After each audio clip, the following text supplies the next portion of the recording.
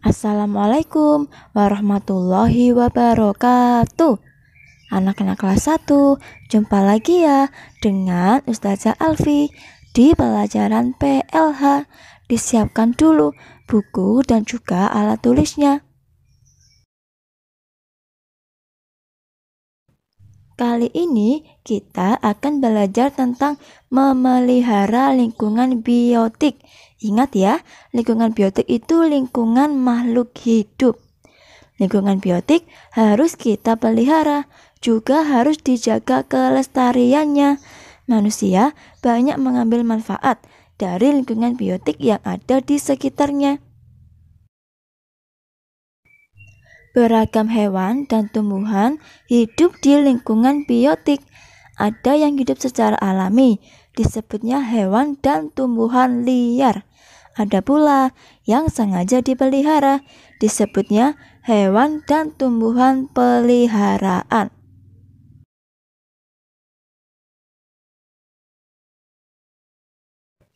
Kemudian, cara memelihara lingkungan biotik di sekolah.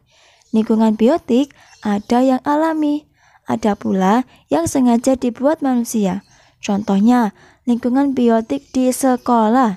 Bentuk lingkungan biotik yang ada di sekolah adalah misalnya berupa taman, kolam, atau berupa kebun sekolah.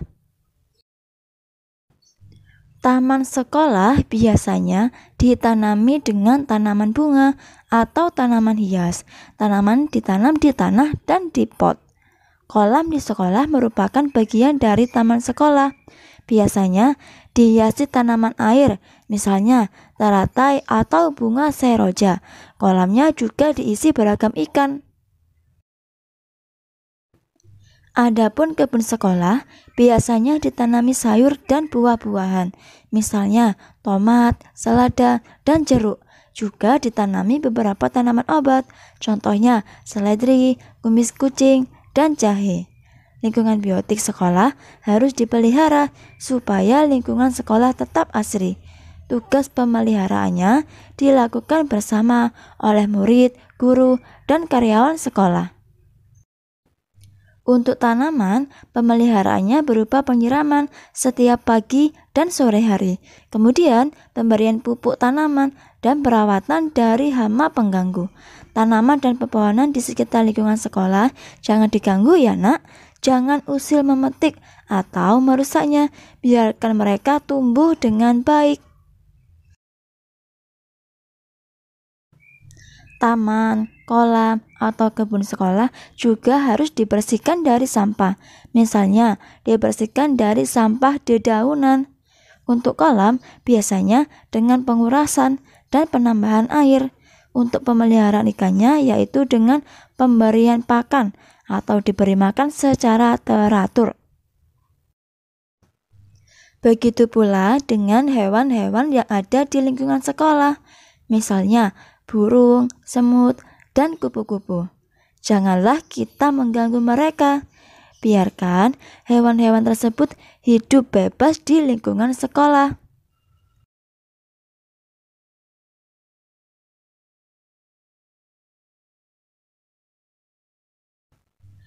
Yang kedua, merawat tumbuhan di rumah. Lingkungan biotik juga ada di rumah. Banyak orang menanam dan memelihara tanaman dan pepohonan di sekitar rumahnya. Tujuannya untuk keindahan penghijauan.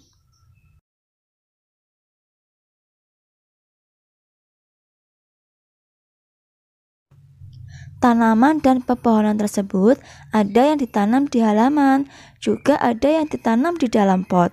Jenis tumbuhannya beragam, ada yang berupa tanaman hias, misalnya tanaman mawar dan tanaman melati.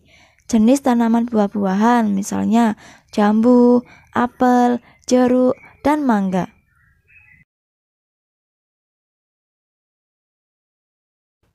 Tanaman yang ditanam di rumah harus kita rawat dengan teratur. Luangkan waktu untuk merawatnya.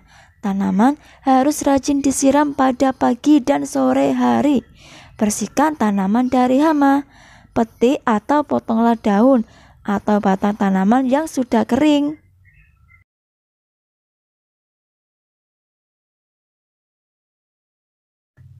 Lalu, beri pupuk secara berkala supaya tanaman tumbuh subur.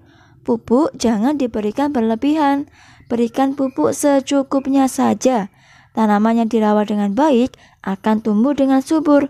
Oleh karena itu, jangan biarkan tanaman di rumahmu terbengkalai, apalagi sampai mati dan layu. Baik anak-anak, sekian dulu ya penjelasan dari Ustazah. Apabila kurang jelas, boleh dibaca lagi bukunya atau diulangi lagi menonton video ini. Untuk tugasnya sudah ada di layar ya. Apabila ada pertanyaan, boleh bertanya di nomor Ustazah. Sekian, wassalamualaikum warahmatullahi wabarakatuh.